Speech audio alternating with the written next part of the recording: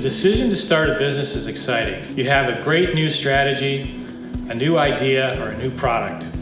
At this time, many entrepreneurs make the mistake of only focusing on the dream of success and good times in the future.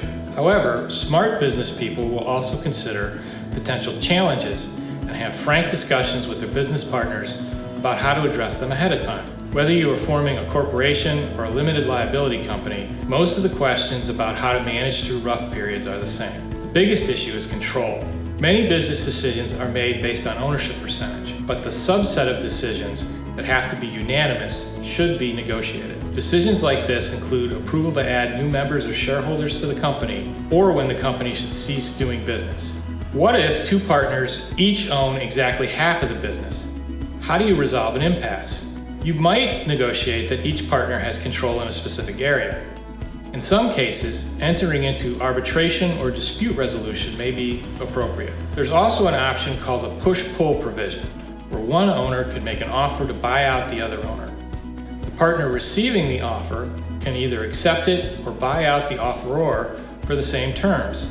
The intent is to ensure fairness to both. Another area to consider is how to address when an owner effectively loses control over their ownership percentage. The most prevalent reasons for this are when an owner gets divorced, goes through bankruptcy, or dies. Many LLC agreements or shareholder agreements have provisions that allow the company to step into these situations and buy out the owner experiencing difficulty. A well-written agreement will specify how the value of this owner's interest will be calculated and include company-friendly payment terms to manage cash flow.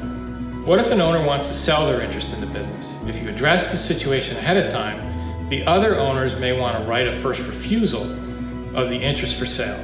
You should also think about the situation where a majority owner wants to sell their interest. The majority owner may want to force the minority owners to sell along with him to maximize the value of the business to a potential buyer.